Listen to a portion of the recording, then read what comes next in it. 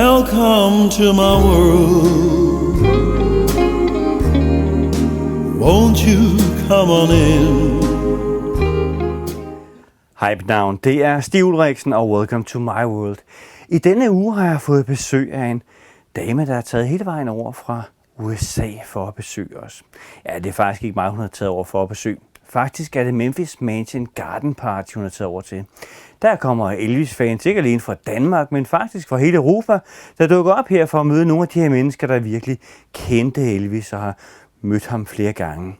Shirley er Elvis-fan. Det blev hun ret tidligt. Og så var hun så heldig, at hun boede i et hus lige bag ved Graceland, og det betød, at hun havde mulighed for at se Elvis noget oftere end alle os andre. Det hun skrev en bog om, det er den her. Elvis, the man in my backyard. Og det skal vi tale en hel del om her i programmet. Shirley, welcome to the program. I'm very happy you had time to come by and talk with me. Thank you for inviting me.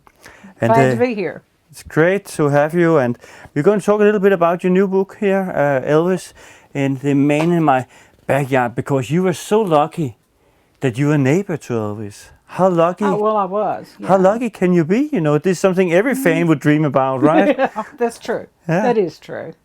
Yeah. When I was growing up, I became a fan of Elvis's about, I was 8 years old. But I didn't live behind Elvis at that time because there was nowhere to live behind him because it was out in the country, kind of, so to speak. And then they started developing the land. And but Elvis had gone to Germany, you know, with the army, so he wasn't in the country. And I just kept on plugging away, though, you know, with being a little girl, listening to the radio, listening to the music, and waiting for him to come home from service, you know. So in 1960, March of 1960, he came home. And by then, I had gotten to know his uncle, Travis Smith. And my dad would take me out to the gate, and I would visit with his uncle. And we went over to their house and visited with their family. And it was just, all of it was exciting to me. You know, oh, this is Elvis's uncle. Oh, this is Elvis's cousin. This is Elvis's aunt. And just wait till he comes home, you know. So eventually he did get home. And it was the first time I ever saw him in person. And that was March of 1960. And I was 12 years old then. And I was just mesmerized, you know. I was just, all I could do was look at him. And was he still wearing his uniform when he came? No, When you saw him? No, he had on just dress clothes, street clothes. And he went around the gate and signed autographs, talked to the fans, and he was just so gracious. And then in November of 1960, I had just turned 13, and some friends of mine were going up to the house, and they took me with them. And that was just over the top, you know, to me. And the house was just really pretty. And you got into Graceland? I got inside, and I was just looking at everything, and I wasn't touching nothing. Now, I wasn't touchy-feely like that. That wasn't me. But I would look at everything, and I went down into the basement where the pool table was, and he was playing pool. So Elvis was standing in the house while you came? He was there. He was home. And he would do that at night sometimes. You know, he would have a little get-togethers with family and friends. And the people that went up knew him. I did not. I had never met him. I'd only seen him, you know, in person. So, and my father took me out there, and he went to sleep in the car. So I don't know what time it was, but I looked up, and there stood Vester, Elvis's uncle, and he was saying, "Shirley?" And I said, "Yeah." He said, "Your daddy's looking for you. he's got to go to work. And I said, oh no, I've got to leave. So, and I got up to leave, and my girlfriend from school was with me. I forgot to tell that, but she was with me from school, and we left and went back down the hill and got in the car to leave, and she had forgot her coat at the house, so we got to turn around and go back, and I'm just smiling the whole way. And just as soon as I walked through the door, Elvis's Uncle Travis come around the corner.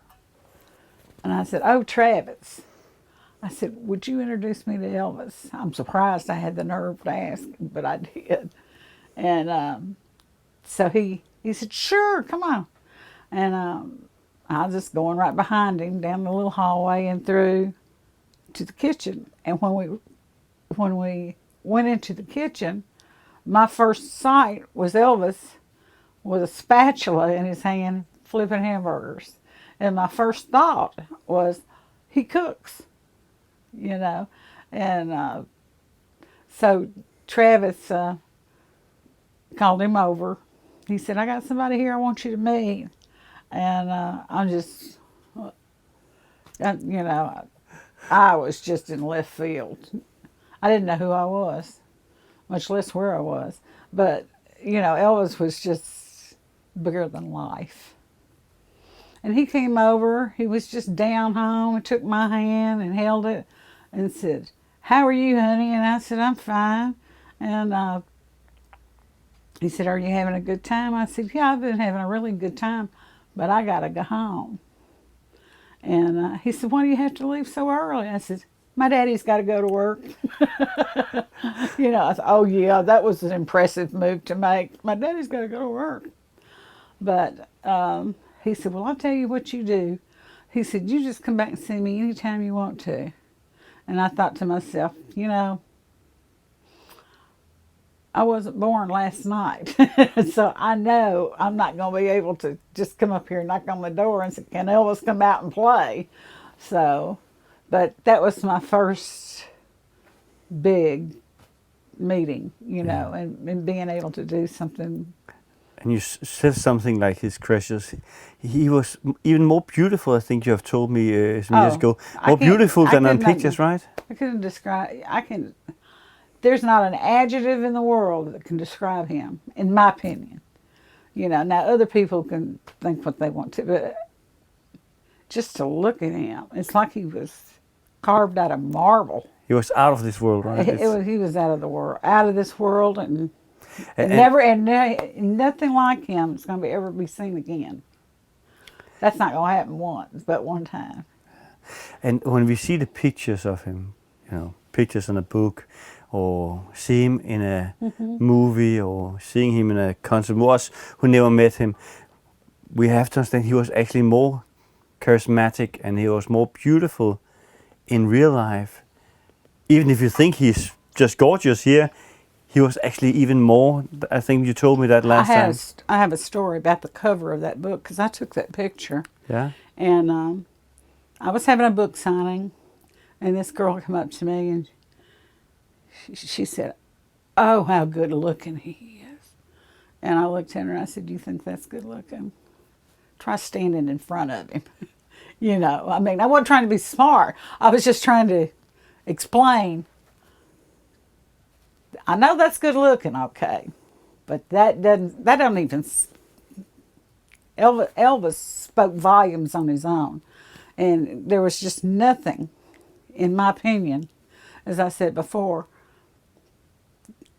that could. I don't know what it would be. I have no idea what it would be. Is it this inner warmth, this inner feelings, this good thing inside of him that just comes out in some way and give him this extraordinary beauty? Yeah, that's good. That really is. It was just you couldn't describe it. You couldn't explain it. It was just there, and you could feel it when it entered the room. When he entered the room, and you didn't have to be looking at the door and see him come in to know he was there. It's just a feeling you had. It's amazing. I know. I talked with Linda Gale Lewis, little sister of Jerry Lewis, some years ago, and Linda told me she was here the first time I came here. Oh, that's and she told me, because I make concerts with her, I work with that also, and she told me, Elvis was just so beautiful, and it's difficult to describe, and no pictures will ever do him any. There's not a picture in the world that will do him justice ever. There's just not. It's not there. No. He was a beautiful person inside and out, and there's just. I could keep trying to describe it, but I can't. But there was just something about him that pulled you to him. He had such a charisma about him, and he was just, to me, he was just really down to earth and very sweet. He was a lot of fun. He enjoyed having a good time, and he was, to me, a big kid at heart. He just liked having a good time out there on the roller coasters and the Dodgem cars and stuff like that. He playing football, riding motorcycles. He did it all. Yeah, and if we should, but we us people who never met him, we also get attracted to him just by his voice. Yeah. Because when he's singing a song, he could get away with songs that where you could say, "Oh, was that an amazing song?" No, but it became an amazing song because he was the one singing it. Because he would sing with such passion and so many feelings in his voice that you just found it great. Well, once he sang a song, even if it wasn't his, it became his. Yeah. Because after he sang it, nobody else could sing it like him. I think Simon and Garfunkel said after he made Bridge Over Troubled Water, said, "Well, it's so great that Elvis have done it, but now we cannot sing it ourselves anymore." I think that's. I don't know what Frank Sinatra said about My Way, but that's probably the same thing. Yeah. But no, he was just. I can see him and hear him, and it makes me smile. It makes me feel warm all over to think about what I got to do, and I was an extremely lucky fan. You have been very privileged by. I was privileged. I really was, and I say this to everybody that I talk to. There's one thing I can honestly say, and that's Elvis Presley loved his fans. Because he knew he wouldn't be where he was without them, for one. But he just loved them. He loved having a good time with them and picking on them and laughing and carrying on with them. He enjoyed it. Plus, it was something different, too. Different people would come around at different times. So he met a lot of different fans. And but we had a good time. Yeah, it's amazing. And talking about Elvis and his fans, because he did something for his fans that many other artists don't do, because many artists just try to keep a little bit distance to their fans, but Elvis never did that, because I think hearing you talking about how you came to the house, and later I'll ask you about some of the other things, I think that's very unusual for a big artist, just bringing his fans to the house, or as you also will tell us soon. I don't mean to interrupt you, but during a period of time, and I didn't know this at the time I went up there, but when he had get-togethers and stuff, he would get together the people he knew and let them come up. And that's kind of the way he did it was the way he did with the movies, the fairgrounds, and skating rink, all those things. If he knew. If they knew, not necessarily him, but whoever picked out the people to come into these places, they had to know you. Yeah, so they didn't take all the fans in. That was the fans they knew and knew who could behave nice. Now, once in a blue moon at the movies, they just let whoever was standing at the door in, which was unusual, but they didn't do that. Yeah. But not often. And I would like to talk to you a little bit about that, because Elvis, most fans know that he lived in nights later on. He was awake at night, slept during daytime. And I just think about a little girl. It must have been tough keeping up with that. Well, it was tough, but I did it. I shouldn't have, but I did. And because there were nights when we would go to the movies and we'd watch 3 movies, and sometimes we'd watch more.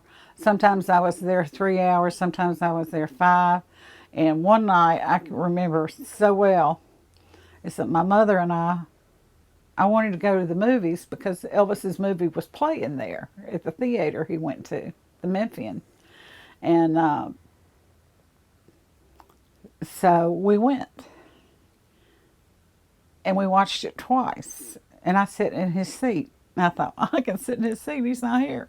This is a regular film. And so after we watched it, we started to leave. And the people, of course, the people at the theater knew us. And they said, you might as well stay. He's on his way. And I said, okay. You know, so then Elvis showed up, which was around close to midnight. And I came out of that theater and I went in at 7 and I came out at 7. So I spent 12 hours with Elvis on screen and off. That's a long time in the night. I went straight to school too. I didn't have time to go home. How did you manage taking care of the school then? You know, you must have been sleeping. I didn't care about the school. I had to make sure I was well enough to go see Elvis. That was my main concern. But how did you get through the school day? You must have been half sleeping. It was really hard to do, but there was nothing going to stop me from seeing Elvis if at all possible. And because it was just adrenaline, you know, he was there, he was in front of you. You could.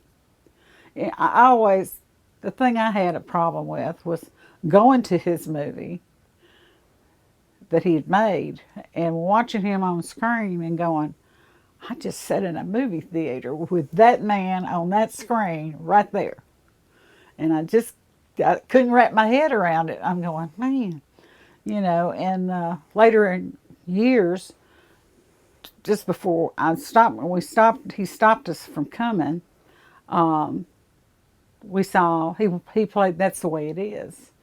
And boy, I really had a tough time. There he is on screen, there he is off screen, and I'm looking at both of them and going, I don't believe this. So you were watching That's the Way It Is with Elvis. Together with Elvis. And that's the only movie he ever played. It's that was amazing. his.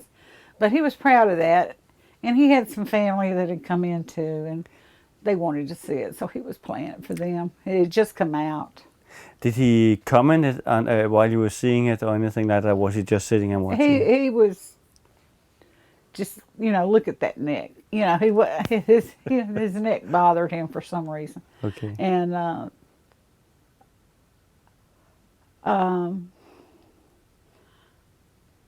he'd make comments. He really downgraded himself, you know, and I'm going, I wish he wouldn't do that. But that's the way he felt, you know. But we are always very critical to ourselves, you know. Yeah, and it's amazing hearing the biggest star in the world, he did, and the most beautiful man in the world, criticizing himself, you know. Yeah, no, he did. He did. He thought he had a long neck. That's why he wore the shirts and stuff the way he wore. It's because his parents said something to him about it when he was a kid, but it didn't mean anything about it. But it's just they called him the little, what do they call it with this? Chicken neck. Something like that, chicken neck. And that's the reason maybe he had this complex about the neck, because he had a beautiful neck, right? Yeah. He had a beautiful everything. Yeah. He was just beautiful, period. Yeah. You know, I mean, But isn't it funny that a man like that, he can have a problem, you know, with himself having this, because everybody looking at him and say, well, he's the most beautiful and handsome man in the world, you know. And then he can go around saying, oh, I have this chicken neck or whatever, you know, and nobody see it except himself. He just, you know, he was just really concerned about that. And it must have been a complex about, like, we can all have that, you know, when we sit and look at ourselves. It probably was some type of a complex, because he just criticized himself heavily, you know, and I kept thinking, quit saying that, you know. That's not true. Now I don't really truly remember everything he said about it, about himself, but he was very critical. I know that. And he was also, when you saw other movies, very good in explaining things about how you did different things. Yeah, he had to tell us how the movies were made, you know, and show us. Sometimes he would show us different moves. and fall over the seat in front of him. Did the movie continue while he was showing Yeah, it? Or yeah, did it, okay. yeah. It kept on going, and he kept talking, and nobody was watching the movie. They were watching him, and one night he was telling us something how to fall or something, and he fell all right, but he didn't mean to, and he fell over the seat in front of him, and he just disappeared. And I thought, where did he go? You know. And next thing I know, I see him he's crawling out of the aisle in front of his row, and crawling up the aisle and back in his aisle. And I thought to myself, they're not going to believe this at school tomorrow. You know, Elvis Presley crawling around on the floor at the movie theater. Yeah. But that was him. That was just the way he was. And there was something about that you know, the front seats in the theater was never used. He was always sitting up in the... Nobody sat in front of him. No, and he was sitting not on the first rows, he was sitting in the middle or something like that? He was sitting in fifth row. I think it was the fifth row over from the center. Yeah? Yeah. Always. And I was sitting the fourth row. I mean the fourth seat, right behind him. Yeah. To the side. And did he have anybody sitting to... He had some of the closest maybe sitting next to him, or was he sitting mainly... Well, no, his bodyguards were sitting close to him. Okay. You know, on the same row with him, right next to the next couple of seats over, you know, that kind of thing. And there was a fan club president that had cerebral palsy, and he allowed him to sit at the end of the row, or the row in front of him at the end. Okay.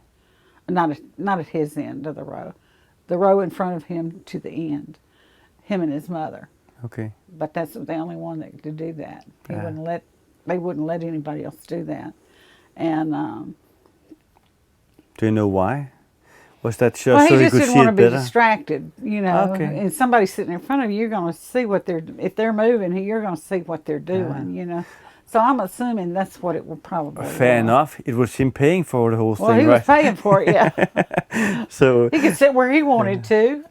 And even though he paid for it, I remember you telling me a story about one day where you came in. There's been a little intermission before Elvis could get into the theater, and they didn't have time to clean up the theater. Oh yeah. Do you remember that that was one night we'd come into the theater, and you could hear him stepping on the popcorn boxes, and he asked for a broom. So they brought him a broom, and he started sweeping the aisle, and he looked like a witch getting ready to take off on their broom, and he was sweeping away, just giving it all he had. And finally he just looked up. He said, "You know, it looks like a herd of cattle's been down here and had their irregularity right here." And I thought, "Oh, okay." Too much information for me. But and that's the night we saw Hood with Paul Newman. Okay, and he loved Paul Newman, right? He did. He liked Paul Newman. He loved John Wayne. He liked. He really liked Robert Mitchum. We saw so many people. There was, he liked Jerry Lewis because he liked comedy. Yeah. We saw The Nutty Professor with Jerry Lewis. I watched it 14 times. Together with Elvis? Uh-huh. And I thought, I'm glad when this movie's over. But I wasn't going to leave the theater just because, this is my 12th time, I'm going to go home. No, you can't do that. And when you say you watched it that many times, I hope there were some days between, right? Yeah, well, now one night I did get up and go across the street to a little hamburger place and get me something to eat and come back. Okay. But I didn't go home.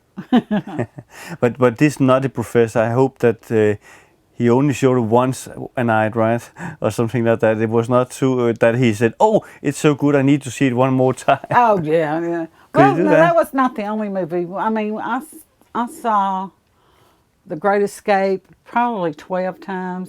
And I'm not accurate on these, but it was a lot.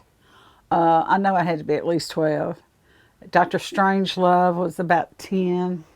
And that was Peter Sellers, one of his other favorite actors, right? Oh, he loved Peter Sellers, you know.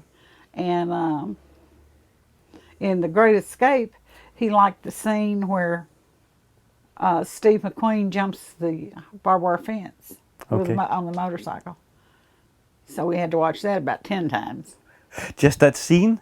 No, we watched the whole movie. whole He movie. loved the whole movie, but that was his favorite scene in that movie. And I can't tell you. I could not even be. Now, in my book, I do have a lot of movies listed, but that's not near all of the movies I saw with him, Oh my, I couldn't even begin to tell you what the movies were. Yeah. But he loved all kind of movies, comedies, action, westerns. If he loved John Wayne, there must have been a lot of westerns. Oh among them. yeah, The Searchers. Yeah. He liked John Wayne. And another thing that's amazed me is that, that Elvis Presley, who have so many people hired, he starts cleaning himself in the movie theater. It amazes me, Oh, he because was it could have been easy. sweeping the floor. Yeah, it could have been easy for him saying, well, Red or whoever was there, can you just make sure this is okay, before we see the movies. But he did it himself instead of just asking them to do it. All right.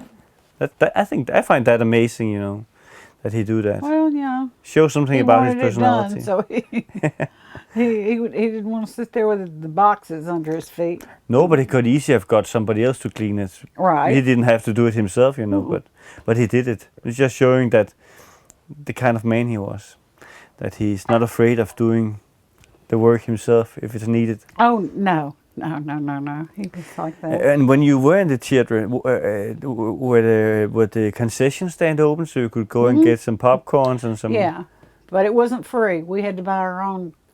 Now at the fairgrounds, food was free. Okay. And but it was different at the movie theater. So when you were with him in the fairgrounds, you could just try everything, get something to eat, drink. What was there? Yeah, you could drink, Cokes and Pronto Pups. What did he drink himself when he was seeing movies? Was that Coca-Cola and then some popcorns? He was just sitting with. He would eat popcorn, and I'm not sure what his drink was. I'm not going to say Coke. It could have been. It could have been. I didn't really. I don't really know what he drank, as far as like a soda or something like that. Oh, I know what he. Yes, I do too. Just remembered Pepsi. Okay. He drank Pepsi, and eat yeah, popcorn like everybody else. Or? Yeah, popcorn. Yeah. And a lot of times, he would send out for food. They would go to a place called the Crystal. It's these little bitty hamburgers. And he'd buy up a bunch of them and have them brought in.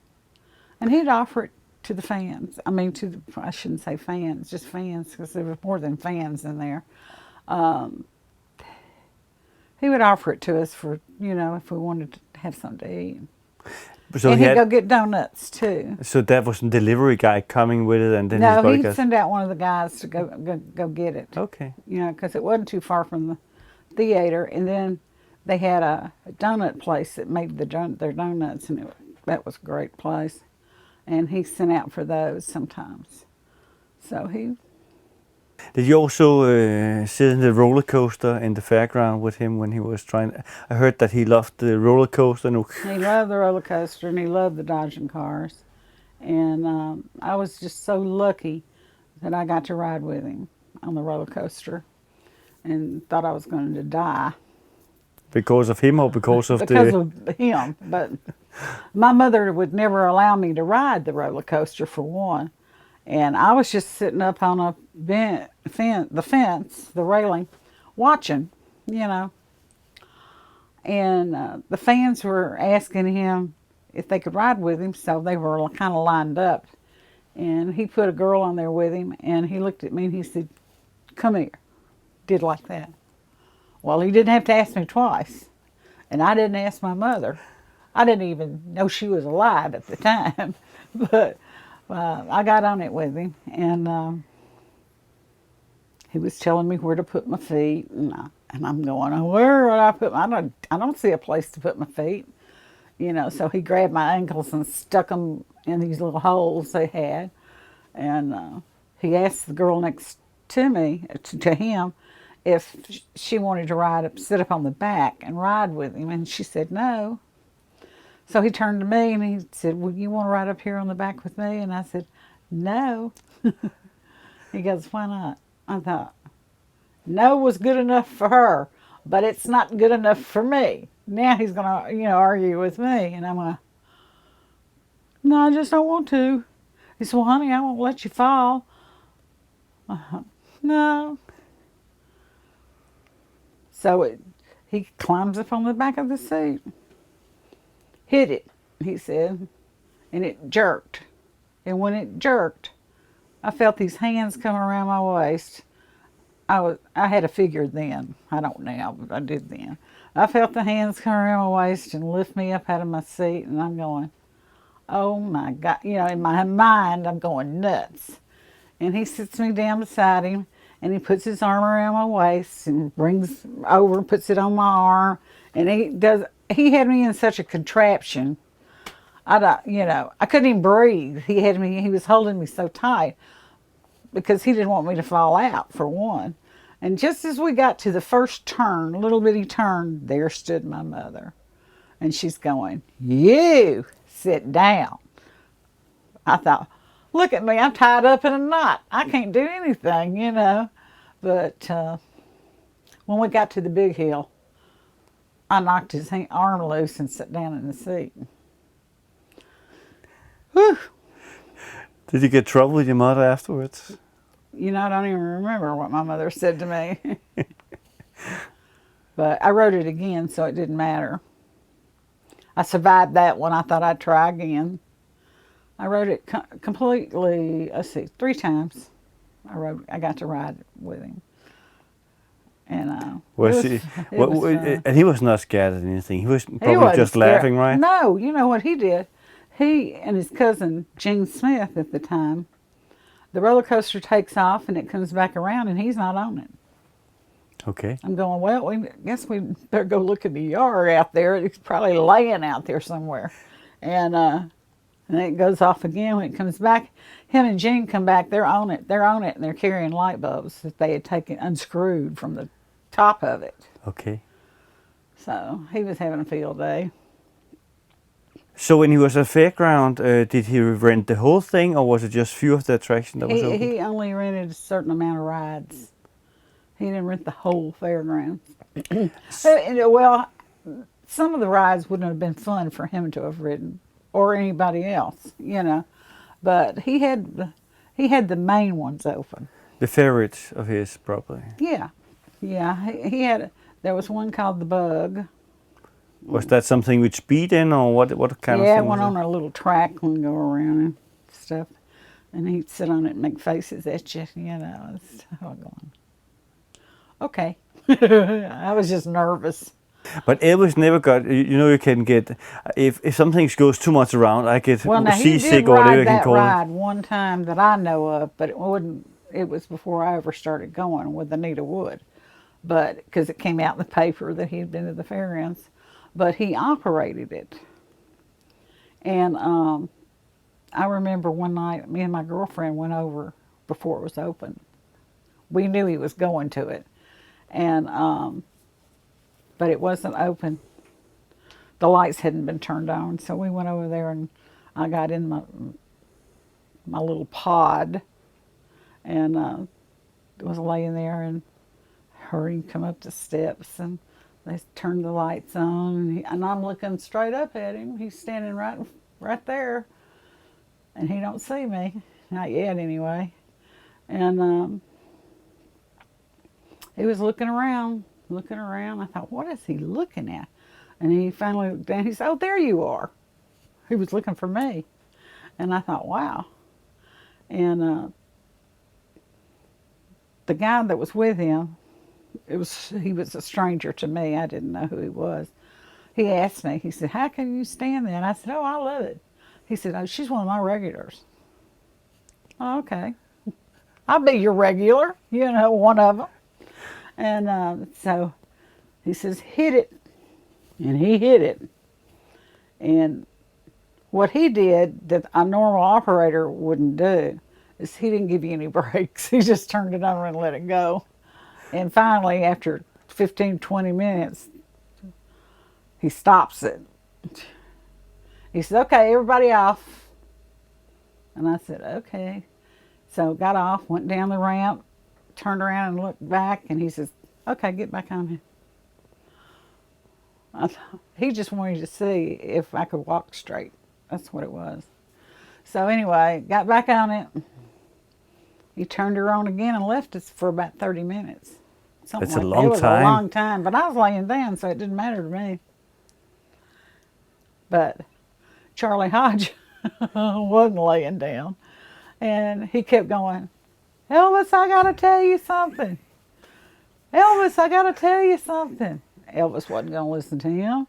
Elvis, I got to tell you something. When Elvis finally stopped, almost had it, the ride, Charlie Hodge got off of there and cussed him like a sailor. And Elvis was just laughing because he was so funny, you know. But this one girl had gotten sick on it, and they were letting her get some air and everything. And when he was ready to start it again, he told her, he said, come on, get back on. And she said, no. And he said, oh, come on. She says, no. Me and my big mouth. I said, well, if you're so brave, why don't you get on it? I thought, all you've been doing is riding it, you know. And he looked at me and he said, it'll be a cold day in hell before I ever ride this machine again. I thought, well, okay. Guess he told me, didn't he? But he enjoyed terrorizing all of us at the fairgrounds. But he would leave there and then he'd go over to the dodging cars. And I didn't ride the dodging cars with him. I did ride it with another person that was a friend of my cousin's. And Elvis liked to kill us because he had teams made up, and you know, and of course, they're bumper cars, so it got crashed into each other.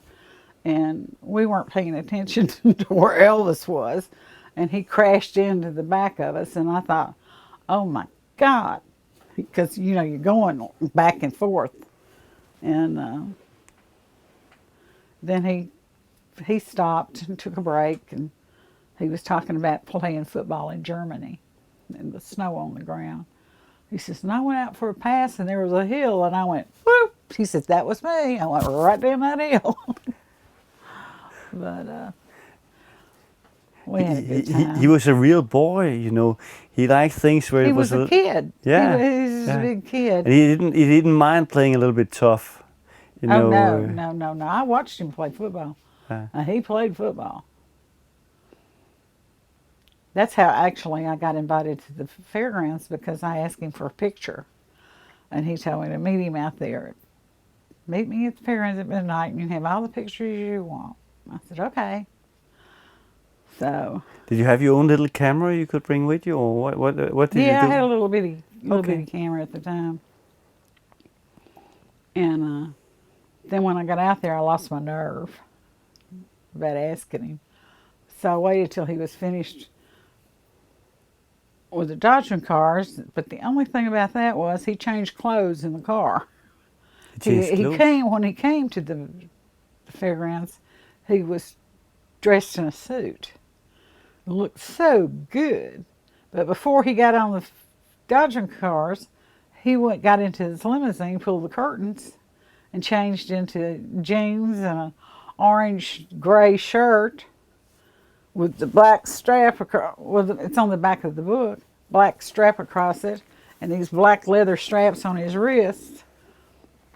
And he told me when we took that picture, you explain the circumstances, because he's hot and sweaty, and that's why he didn't want his picture made at the football game. Well, I waited, and then he said, why didn't you get this picture earlier? I was so cool. I said, I couldn't find you. He knew I was lying. He says, I was all over the damn place, and I thought, he cusses. Just like he cooks, he cusses. And I looked at him, and I said, I'm not going to chase you down just to get a picture of you. I thought, don't get cute with me. I was a smart mouth back then. And But he liked that, right? I guess he did. He put up with me, and he tried to choke me. That might have been a clue, but he took the picture, and he was going to take another one with me, and I walked. I ain't gonna have my second picture made with you, but I did have a picture. It was just without me in it, and But you spent a lot of time also standing at the gates, right? Whenever you had the possibility for it, you were waiting at the gates just to see him. well, I would go to the gate to visit with the guard, because I knew him, and was just that to Wester hang Presley out. at that time? It or was who just to hang out. Yeah. Who was the guard at the? Well, Travis Smith was started off, and then there was Vester Presley and Harold Lloyd. So And just to make sure, Harold Lloyd, he was also part of the family, he was a right? cousin. Yeah. Vester Presley was an uncle. And we just go down there and hang out, hoping we would see him, but it gave us something to do if he didn't come out, And we did it even when he wasn't home. If he's out making a movie, we were always at the gate. That was the place. That You was the didn't need place- any that was the place youth to house go. or anything like that. The gates of You Graceland, had that's to the be place. there or be square. But Did you often get invited up to the house? You told us about you were there before. no, that's something I didn't do. I went up there a few times, but not like that. One time, these friends of mine were staying with us, and the year before they had made Elvis a bedspread for his bed of his #1 hits.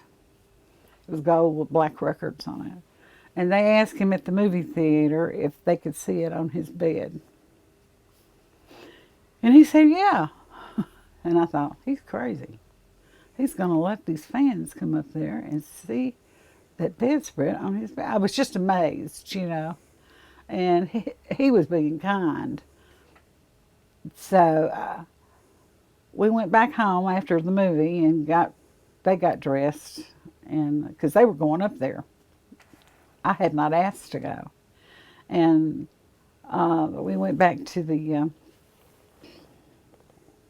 gate, and Vester was home, and he called the house to let them know that they were there, and I could hear him talking to Elvis, but I couldn't understand what Elvis was saying, and finally they hung up, and Vester said, "Okay, let's go."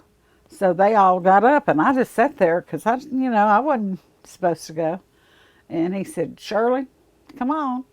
And I said, "But I said I didn't ask to go." He said, "I know you didn't, but Elvis said for you to come too." I thought, well, once again, you don't have to ask me twice. And that's very sweet of him. Oh yeah, He's thoughtful. Well, what it was, I think, because it was late, and he didn't want to leave me down at the gate by myself. Because it was nighttime, even though the gate's locked. How old were you at that time?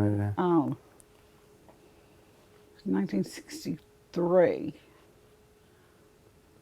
So I would have been about 15, going on 15. Yeah, but it's it's very thoughtful of him. I was 15. Yeah. But it's good, I think it's... Yeah. And he, Vester took us up there, and as soon as we got in the house, I said, I need to call my mother. And he said, okay. So I went in the music room, and I had my mother on the phone. I said, "You don't ever believe where I am." She said, "Well, where are you?" I said, "I'm in Elvis's music room." She said, "You are?" "Yeah." I said, "Yeah, I am." And I heard him go, "Hello." I said, "Gotta go." Clunk. I hung up on my mother. I thought, I've got time to talk to you now. But, and then he took us upstairs, and they saw the bedspread on the bed. I'm just in amazement. I'm just wide-eyed and looking around at everything. I'm not touching nothing, but I'm just looking at everything. Just, golly, this is where he sleeps. And you're one of the lucky ones to have seen the upstairs. Then, Right, and the thing that... Well, he was there, actually. The thing that did me in more than anything was I was standing there in the bedroom, looking at the window to his bedroom, thinking, how many times have I been on the outside wishing I could look in? And now I am on the inside looking out because there's just a little bit of crack in the drape. And I thought, that was just so awesome to me. It just really made an impression. I have never forgotten that there I am looking out on the driveway. Was it a big bedroom he had? Was it? It was a large? nice size room. Yeah. It wasn't. It. I wouldn't have considered it elaborate, but I mean, it was a big room. And Did you see anything else than his bedroom up there? He had this big walk-in closet also, and he has his office, now right? in the bedroom, he had these the tufted walls were vinyl, and they were gold. Then he took us out and he showed us the conference room. Then he took us on down the hall and showed us his... The conference room, was that the same like his office, or? No, his office was right next to his bedroom. Okay. You went out of his bedroom, across the office, just a step or two, and then down the hall and to the right was, I think that's Lisa's room now, or was. And then he took us on down the hall to his closet, which was a double bedroom, and it had 7 full-size racks, just like a department store. I could have gone shopping. And I looked at all those clothes, and I said, Elvis, I've never seen so many clothes for one person in all my life. And he said, I do have a lot, don't I? I said, yeah, you do. He was showing us a coat somebody had given him from Alaska. He said he'd never wear, and there's pictures of him in it in the book. And he gave her a present, a Christmas present, but she had given him something for Christmas. I didn't expect nothing, because I didn't give him anything. And we started back down the hall, and I let them go on ahead of me, and I lollygagged around, because he didn't come right out with us. So I thought, well, I'll kind of walk slow. And I heard him say Shirley, and I thought, he knows my name. And I turned around, and he said, handed me a gift, and he said, this is for you, Merry Christmas. And what was in it? It was a transistor radio. And he said, now, don't tell anybody I gave this to you because I don't have enough of them to go around. I said, well, okay. He said, and don't open it until Christmas. And I said, I won't. I went home and opened it, of course. And but it was a nice radio for a transistor radio back then. It had its 2 carrying cases. A carrying case for the carrying case, And I still have it. You still have it? Mm-hmm. Did you get other things from Elvis during those years? No, that was it. Well, now the other thing I got from him was one night we were at the skating rink, and again he chose sides, and they played War. I think it was called War, and I was going around skating around. Now the girls weren't involved, but they could skate.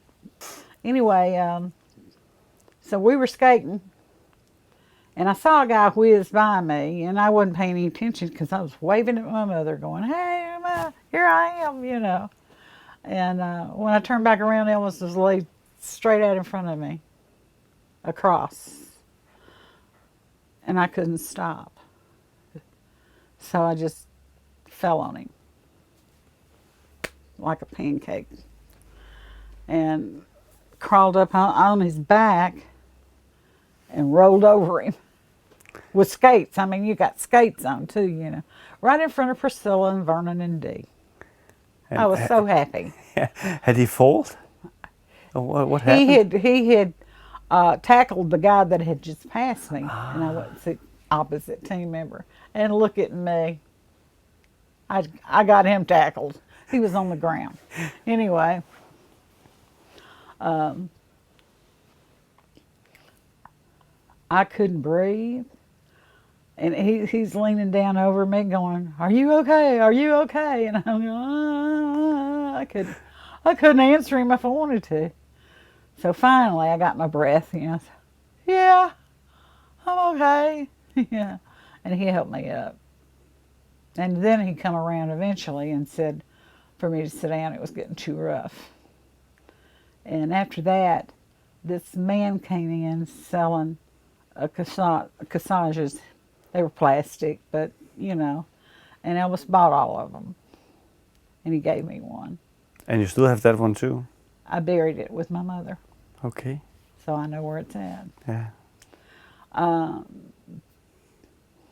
But what was funny about it is that I don't know how they do over here, but it was around close to Easter time, and when you go to church, you would wear a white flower if your mother was dead, and a red flower if she were alive. Well, that flower was white, and my mother wasn't dead, but I wore that to church. And there I sit with that white flower, my mother's sitting right beside me. Well, it was from Elvis. Well, What I had should to you do? have it. Yes, I certainly had to wear it. Amazing. You met him so many times. How many times did you ask for his autograph then? I didn't. You didn't? Very often. If I was in a crowd of people that were, you know, like at the gate, and everybody was asking for an autograph or whatever, they did. Now that night, I was in his bedroom. I did ask for his autograph. I asked him ahead of time if I could bring my high school annual to the movies and have him autograph it, and he said sure. And so I did, and that was my favorite autograph in this world because it said, "To Shirley," and I didn't tell him what to say. I just handed him the book. He said, "To Shirley, my best, always, Elvis." He didn't sign his last name. And I lost the book. Okay. I don't know what happened to it, so that's devastated me. But I know what it said because I saw it. You have memorized it. Oh, You remember yeah. it, so, yeah.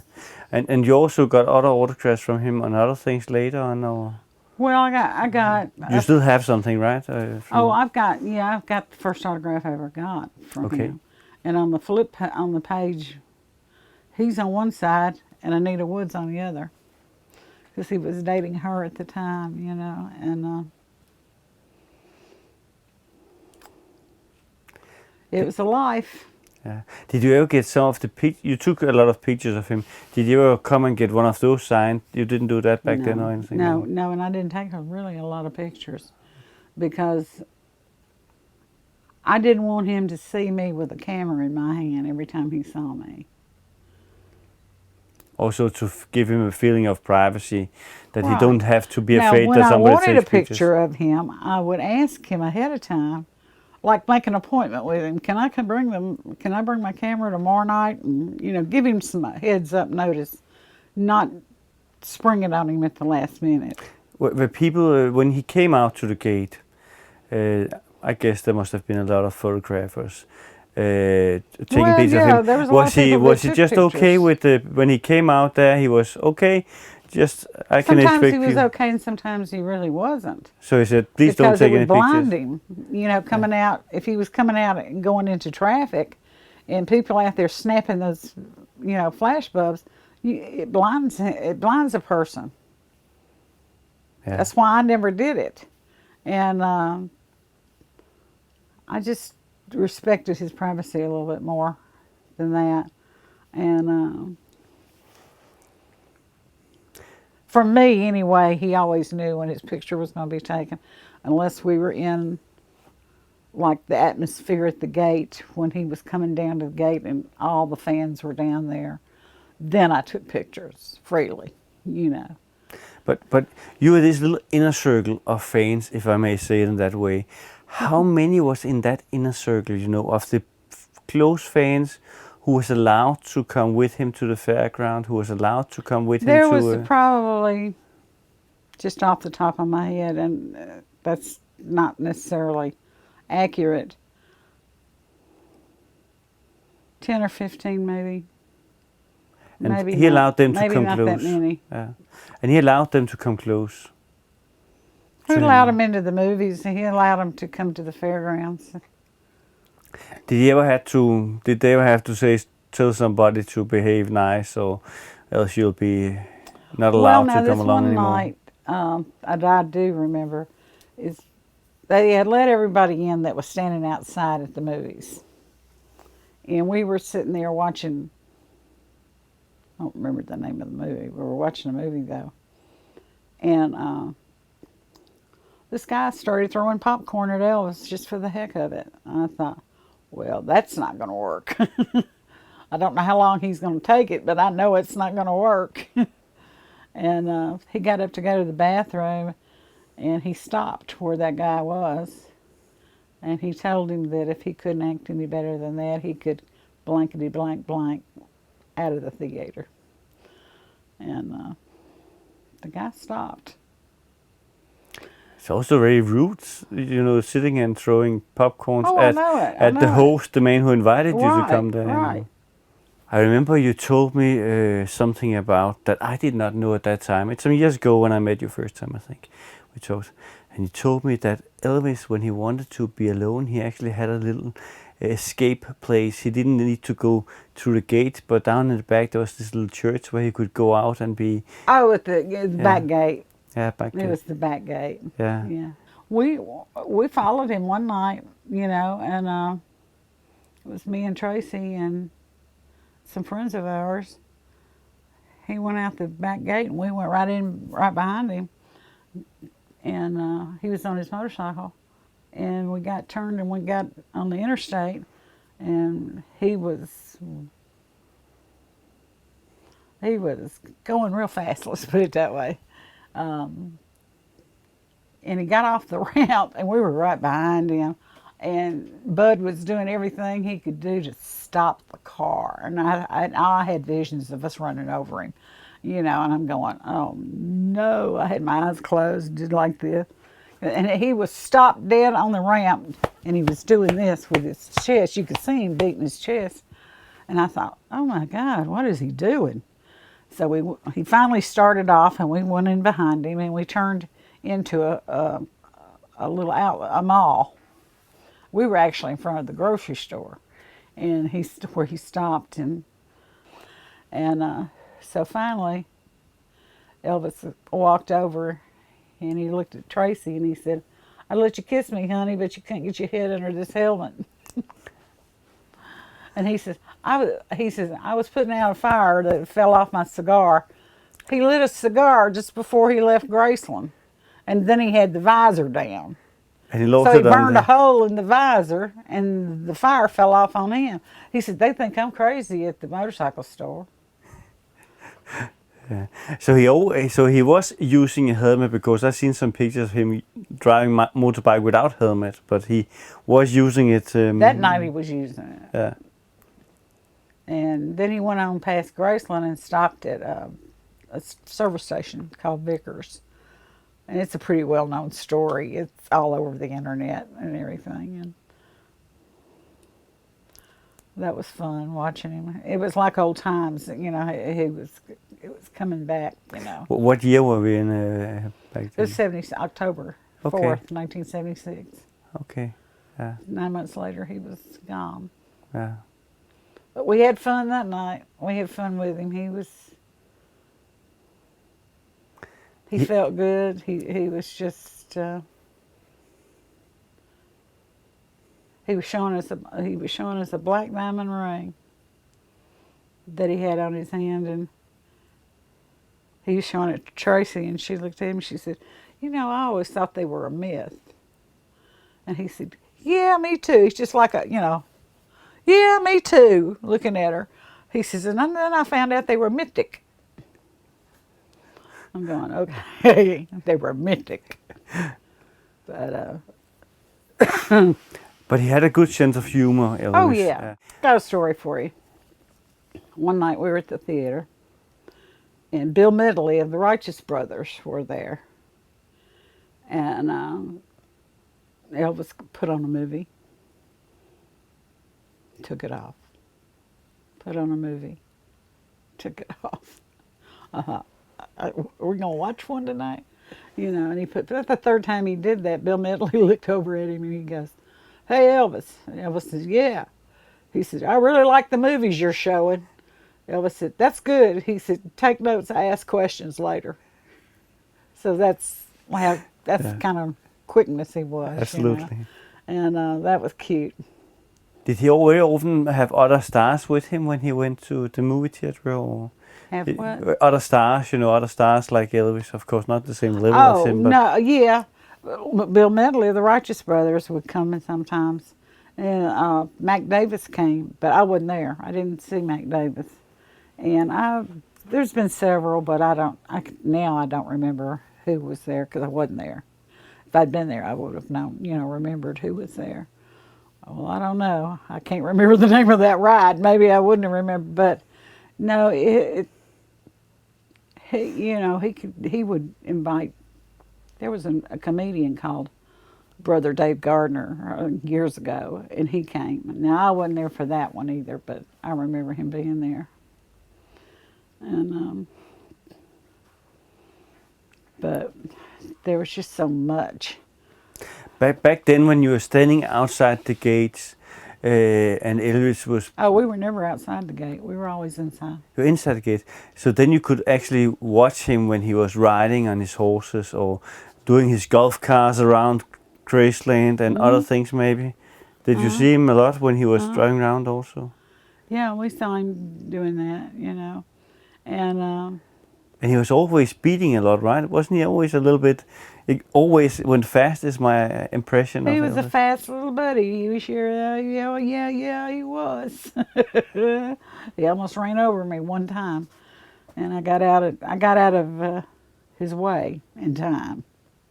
He had bought a new Pantera, and he was showing it off, And I was taking pictures now. I was outside the gate, though.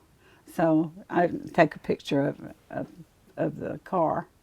And I came off that hill where the church is, and you know how you get your momentum going and you can't stop. And that's what happened to me.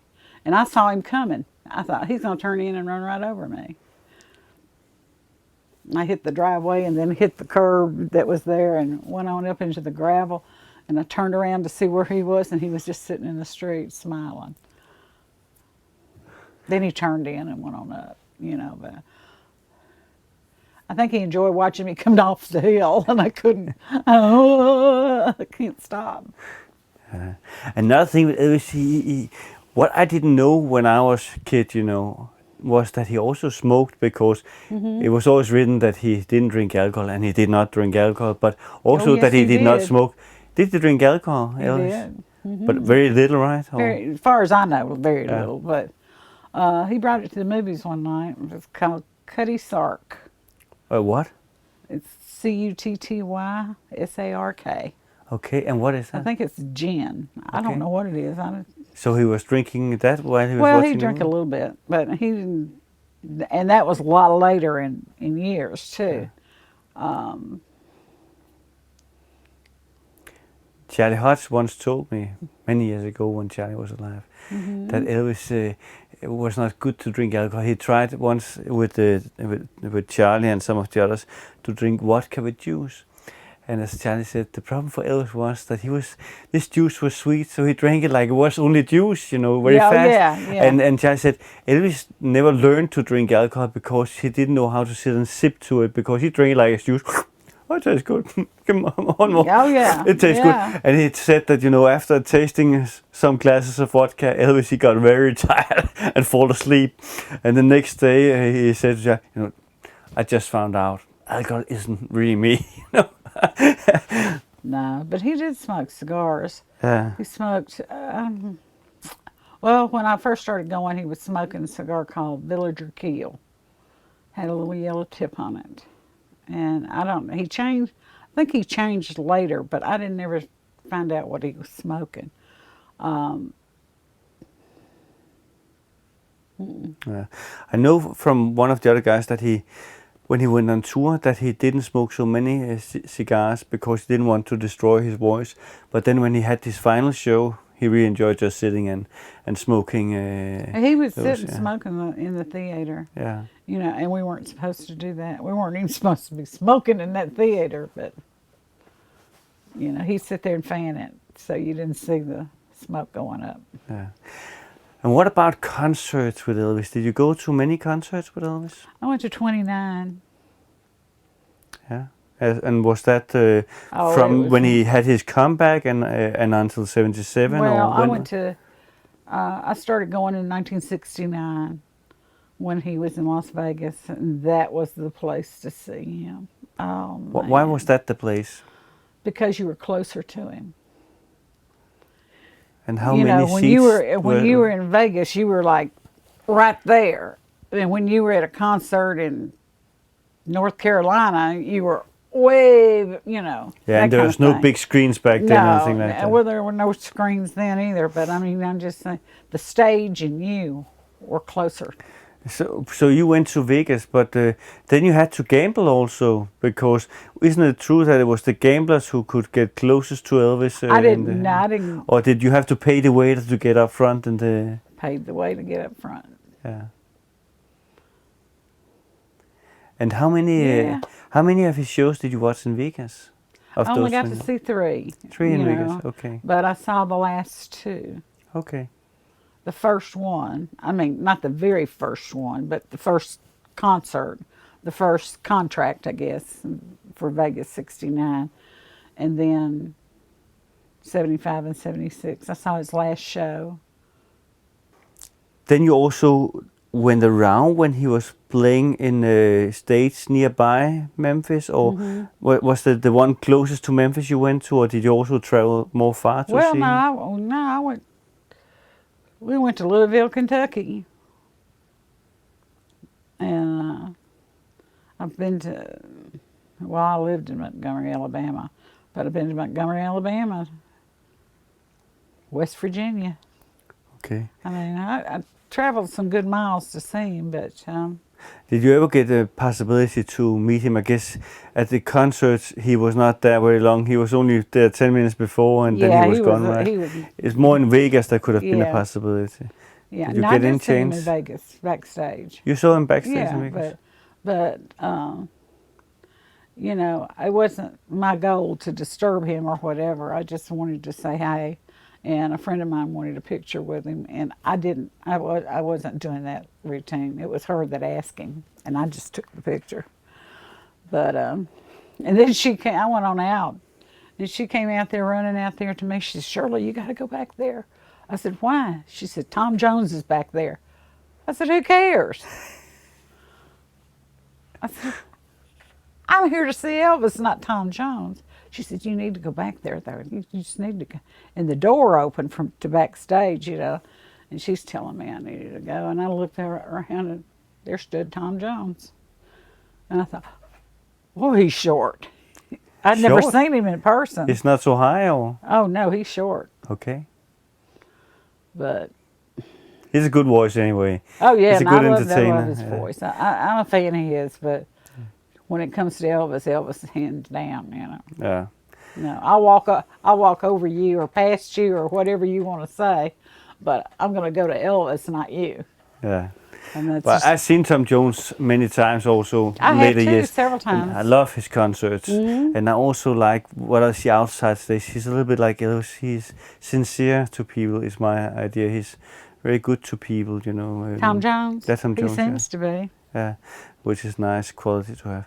But back to Elvis. So you have been watching 29 concerts. Can you tell us, for us who never went to Elvis concert, how was it like to see an Elvis concert? What was it that made it so amazing?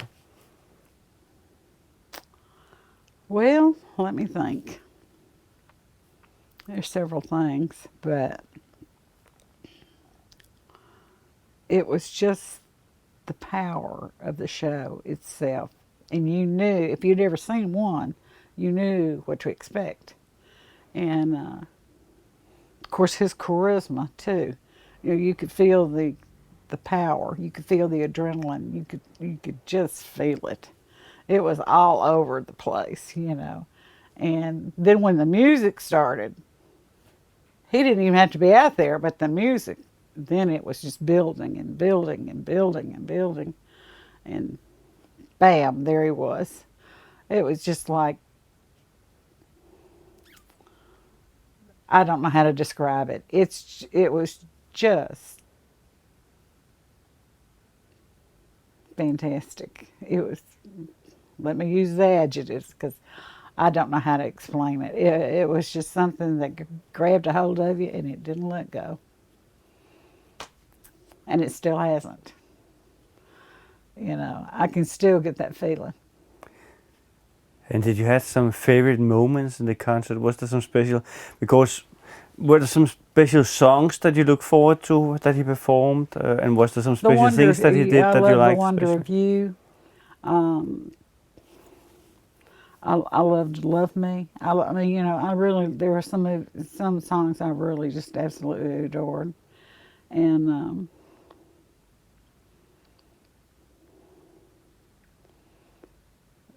sometimes he was just funny, you know, on stage. He'd be funny. And making jokes, or what did he do? well, sometimes he would. And it's like one night this cricket was doing its, you know, you know what I'm talking about, it's a cricket. And he put the microphone down there and he says, "Now, how long have you been in the business?" And that cricket's just chirping away. It could be back up for him, you know, I guess. But, you know, "How long have you been in the business?" It was just dead serious. But it was cute stuff like that, you know. And he was, I have seen some pictures of him. He was not afraid of taking a monkey on his shoulders if somebody gave him that, or some special sun hat he could take on. And crazy stuff. Well, one night my girlfriend gave him a Mickey Mouse hat with the ears. He took that on also? Or? Yeah, he put it on. Yeah. I got pictures of him. It was like the family was together, you know, and that way, I mean, the fans who attended the concert was his family. You know, he was in a place where he felt that, well, okay, this is got friends. A story for you here. One year, I forgot, I don't know the year, but he was playing Memphis, and they had announced the tickets for sale. And Elvis's aunt, God bless her, she went out there with the rest of the fans and got in line. And Elvis is watching the news, and he sees the news. He goes, "That's Aunt Lorraine." He said, "Don't she know she don't have to buy a ticket?" She didn't care. She was having fun out there with her cigarette, just like this, you know. It was cute. Yeah, it's amazing. Yeah, but he was in many ways also like a family. I know, of course, not family, but in many ways you felt close to Elvis because of the way he treated you. You did feel close to him. Yeah. You didn't, because he didn't make you feel any other way. You know, he allowed you to feel that way about him, you know, but he... Yeah. And did you also, when you were there, get a chance to talk with his father, Vernon, from time to time? Oh, I knew Vernon well. Me and Vernon got along real well. Got a story there, too. I'm going to tell you the whole book before it's over. Since I lived behind him, I would take a shortcut to the gate. I'd go to my back gate, climb up on the fence, and then climb over Elvis's and go down to the gate. And I'd do this all the time. I wouldn't do it when Elvis was home. But this one day I was hot-footing it around the side of the house. I was in the grass, and I got on the driveway, and there was Vernon coming up the drive. And I thought, now I've had it. Oh, I'm dead meat right here in the driveway. He said, "Shirley, what are you doing?" And I said, "Well, I'm taking a shortcut to the gate." And he looked at me and he smiled. He said, "Don't get hurt climbing the fence." I thought, well, ooh, I got it made now. So when my mother would get ready for me to come home, she'd call the house. The house would call the gate, and the gate would bring me home. That's amazing. And I'd climb back over. And then... when they called the house, who was taking the phone in the house? Was the that maid. The maid, okay. It was either Pauline or I forget who the other one was that might have taken the call. Most of the time it was Pauline. She was so sweet. I loved her. And but living behind him, you did have some perks. You know, I could hear when he would start his motorcycles, or anything he was going to play with. You know, and so one night I heard his motorcycle start up, and I thought, oh wow, what is he doing? You know, and I'm listening real close. You know, and I hear him come out the front gate. I could tell where he was going. Then he turned down Elvis Presley Boulevard and made another left on Dolan where his dad lived. And I thought, oh, right, I'm going to run to the end of my driveway and watch him do the cross street. My hair's in curlers, and I'm dressed for bed. So I run down to the end of my driveway, and I'm standing there watching like this. And he didn't go to the cross street. He came down my street. And there I am standing there with my hair in curlers. And I thought, well, I won't fit in the mailbox, so you'll just have to see me the way I am. And he grinned and waved at me as he went by. I thought, boy, don't I look good. He was always catching me doing stupid stuff, you know. Did he? But probably he was smiling a little bit when he did it. Oh, he laughed at me, yeah. Yeah, he'd laugh at me. But that's amazing stories. And Vernon, was he living nearby you? Because he had his house also in the back. How far away from your house did Vernon live? Because Vernon was living in the street over here, right? At that time, or? Vernon was living on Dolan, and I was living on Charles.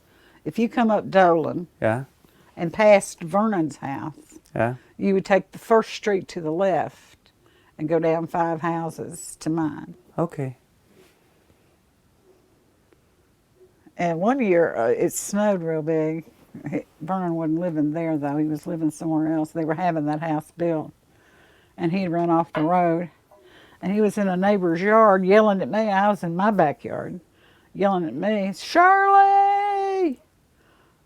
I'm going, what? He said, climb the fence and come down here and help me. I said, are you crazy? I'll kill myself trying to climb the fence. I mean, it's 20 degrees out here. I didn't help him. I should have, though. Okay. He was nice to me. Yeah. So But Vernon was always nice to me. I remember when I dyed my hair black. I'll never forget that. I was sitting at the gate, and Vernon stopped and looked at me. And he had to do a double take, and he said, one day, Shirley, you're going to wish your hair was a different color. And he was right. So he was a nice man, Elvis's father. He was to me. Now, I can only speak for myself, you know. But he was to me. He was a real good, nice guy. Did you get a chance also to talk with the ladies who worked for him, Patsy and Becky? Well, I knew Patsy. Now, I didn't know Becky, but I knew Patsy. Yeah. In fact, Elvis always thought my girlfriend Tracy looked like Patsy. Okay. And it was so funny because that night at Vickers, Elvis told her that. He said, you look like my cousin Patsy. And so the next day, she went and told Bester, because that was his daughter. He said, Elvis told me I look like Patsy. And he looked at her and he says, well, blank, blank. He said, I've been telling you that for years. You didn't believe me. No, she didn't, but... Elvis was another case, right? Oh, you always believe him. Elvis was always another case. Always. Yeah. It's been amazing. And I guess you have seen all his movies. And did you also sometimes... Because one thing I noticed is that he sometimes used, but that was probably mostly in Los Angeles, Bel Air, where he lived, that he sometimes actually was dressed in some of the outfit he had been using while he was doing movies. Did he ever go dressed in some of the clothes from the movies when he was at Graceland? Did he keep some of the... and that's the way it is, the red shirt with the... With a special pup. Yeah.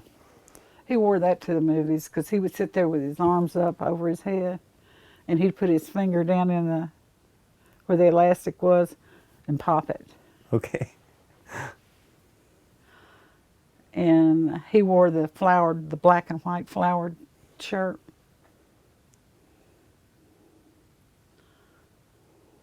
Yeah. Yeah. And you also were there when Priscilla started coming to Graceland, I guess. You must have been there I was. thinking, oh, who's that girl? Do you No, remember anything I from wasn't back like then? I wasn't jealous of her. No, I mean, did you know, but you noticed that suddenly there was yeah, a... no. I got to know her, Okay. and I rode with her to get her dog clipped, and we'd talk in the driveway. If she was up and walking around outside, she would walk down to wherever I was and talk to me in the driveway. But she was also maybe just a few years older than you, but not that Yeah, she was a that big couple of difference. years older than me. Yeah, She's a but couple not of that years. big difference. You're almost same age. Right. Yeah. So you helped her actually in the beginning when she was in Memphis. No, I didn't help her. No, but you drove her with the... I rode with her. Yeah, Yeah. I felt sorry for her. Really, I Okay. really did, because she was by herself. You know, and but she was always nice to me, so I didn't have a reason to dislike her. I still don't, actually. Yeah. I know there'll be fans that hate to hear that, but I mean, I don't. Until she does something to me, why should I hate her? Because Elvis married her? Yeah, isn't it just some people's opinion, things like that? It's Yeah, you well, have you to know, live by your own opinion. I just, Yeah. I don't know. Did you see Lisa Marie a lot also when she was there? I saw her when she was a little girl. Yeah, Little that's what I mean back then. toddler. Yeah. And I only saw her one time like that. Yeah. She was out in the backyard when my father went up there to pick up his check one night. Your father worked at the... Shortly, for a short period of time, about 9 months. And behind Graceland there was also some house trailers. Did you see them? How many were there? Because Billy Smith There lived was two there. or three. I think there was three. And Billy Smith had one double wide, what they call a double wide. And they were all double wides, as far as I know. And then Nash Pritchett and her family lived in one. And Billy and Joe lived there till after Elvis's death. Because he always had Billy, you know, he wanted Billy at the house all the time. He was one of his closest friends, right? It was Billy Smith is first cousin. Yeah, but also a friend, you know. Oh, yeah. But I think he liked him a lot, like a son in many ways, maybe, if you can use that word in some way, Well, I because guess he so. felt that, according to what I've been reading, I've only been reading it, He- that Billy said that he tried to raise him in some way, give him good advice for what to do and things like that when Billy was younger. Yeah. Yeah. But you know Billy Smith and his wife Jo? Very or- well. Yeah. Very well, I do. They're And wonderful people. And you still see them from time to time? From time to time, I'm getting ready to see them. They're going to be where I'm going to be during Elvis Week for my book signing, and at John Daly's And they still festival. they still live in Memphis, or? No, they live in Mississippi. Okay. Great people, though. Yeah. And now you are attending Elvis conventions, meeting fans, signing. Isn't it Actually, I'm not the only one I've attended. Is this one? okay? This But- is the third time. But what I want to say is that isn't it funny that you are a fan and still is fan of Elvis Presley? You have been asking for his autograph many times, and now it's you sitting and I signing know, it's so autographs weird. for It's weird fans. to me. And I love them. I love the people that come to see me and listen to my stories. They're so nice. But it's great, right? It's and also keeping Elvis's name alive, telling Oh, stories yeah. for us others, so we Yeah. can get a little bit closer in that way to Elvis, how he was. I would like to say thank you very much for giving time to come here and tell us Well, some you're stories. more than welcome. It was a big pleasure. You're more than So welcome. thank you very much, Shirley, and I will say goodbye to the viewers from us. So thank you very much for coming by. Thank you. Thank you for asking. Og dermed kom frem til vejs ende af Welcome to My World i denne her uge. Jeg vil gerne sige tusind tak, fordi I valgte at kigge med. Og jeg håber at se jer alle sammen tilbage igen i næste uge. Welcome to my world. Won't you come on in?